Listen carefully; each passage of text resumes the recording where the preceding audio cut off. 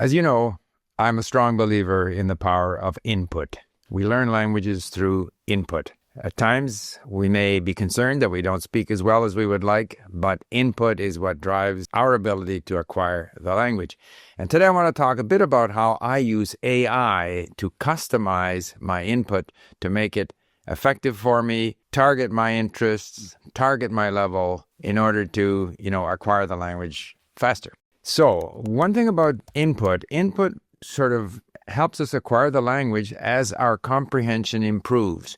And so it's kind of like AI in that as we accumulate enough of the language in us, like large language models, we then start to be able to anticipate what's coming. We predict the next word. This enables us to produce utterances and so forth. But it's based on comprehension. We have to have some level of comprehension. Now, in order to understand things that we are reading or listening to, we essentially require two things. We require a vocabulary. We have to have at least 85-90% of the words that are in this content that we're trying to read or listen to. And we also have to have some background. So these are two things that influence our ability to understand something. And if we understand better, we enjoy it more, we learn more. So vocabulary and context, background. Now, it turns out that understanding something of the context is actually more important than knowing all the words or, knowing a high percentage of the words. So those are the two elements that matter. So I'm going to show you how I use AI to take advantage of both of those in order to build up my ability to understand Arabic. Now, lately I've been working harder on Persian and also on Turkish, but I decided to do this in Arabic as an experiment. So here's what I did. First of all, I went to ChatGPT and I said, write me a story in Levantine Arabic about the history of Greater Syria over the last 2,000 years. Now, Greater Syria is this concept of Syria, Lebanon, Jordan, Palestine, the whole sort of Levant as one area. So, of course, ChatGPT writes this thing up in no time flat. Now I have a story. This story now I can import it into Link, and the Link I can generate the audio. And the quality of text-to-speech nowadays, it's so good that it's very pleasant to listen to. I've mentioned this before, that it's in some ways easier to listen to than some natural speech because it's more regular and it follows the punctuation breaks or pauses. And so it's quite pleasant to listen to. So now I have a lesson, a history of the Levant or of Greater Syria. Then I can ask AI at Link to simplify the story. So I start out with, let's say, and you'll see this in my lessons at Link, where I go from a lesson that has, there's maybe, the original story was, I can't remember now, 12 minutes long. I break it down to 6 minutes long. Shorter is easier when we're learning languages, and it has simpler vocabulary.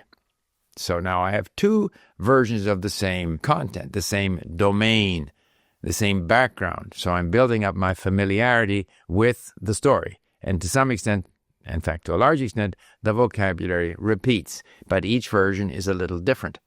Now I take that same story, original story, and I put it into Notebook LM, and I ask them, Notebook LM, to create a podcast, a dialogue on this subject. And the dialogue is going to be a little bit more complex in terms of vocabulary, but it's done in a lively sort of dialogue format.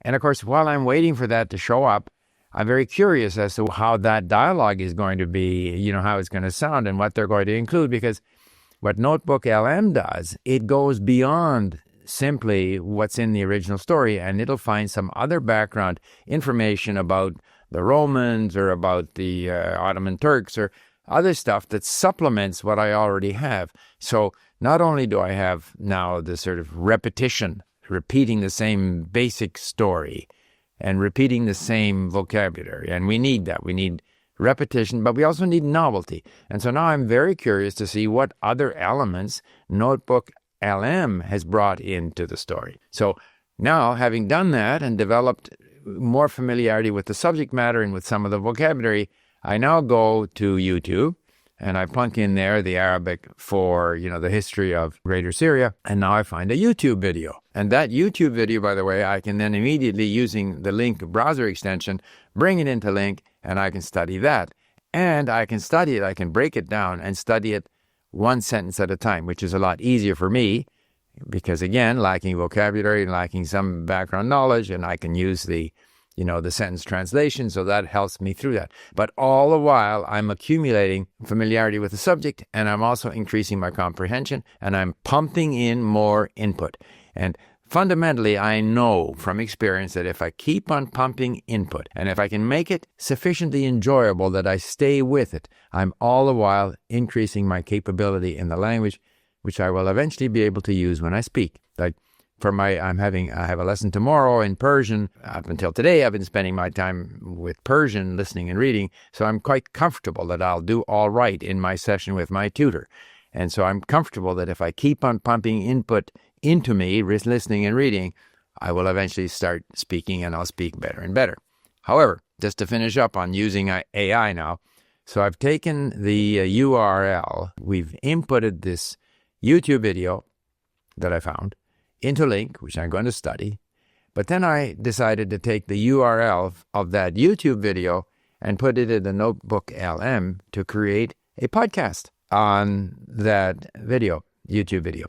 And what I find so interesting with Notebook LM is that the dialogue tends to think outside the box. They introduce other things that the vast sort of large language model in the Notebook LM, things that they know about Syria and about the history of Syria, some of those things will be brought in beyond what was in the actual video that I imported into Link.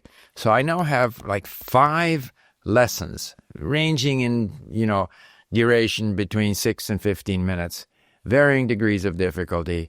And I can go in there, and if need be, I go sentence view. And I learn about something that is of interest to me. In other words, the history of the Levant, of that whole area over the last 2,000 years. So I'm learning things of interest to me. I'm going over some of the same background. I'm going over some of the same vocabulary in slightly different contexts, all the while improving my comprehension, building up a large language model of Arabic in my brain. And I know that eventually this will help me learn the language better, speak the language better. So I just wanted to use that as an example of how AI, and I've often made the point that the way we learn languages is kind of similar to large language models, which are based on the idea that with enough input, the language model will predict the next word, the next structure, and that's how we learn languages. But I use AI to help myself customize my input material so that it's fun and efficient and improves my ability to learn from input, which is fundamentally how we learn languages. So I just thought I would share that with you. I'm curious to know if any of you are doing anything similar. Thanks for listening. Bye for now.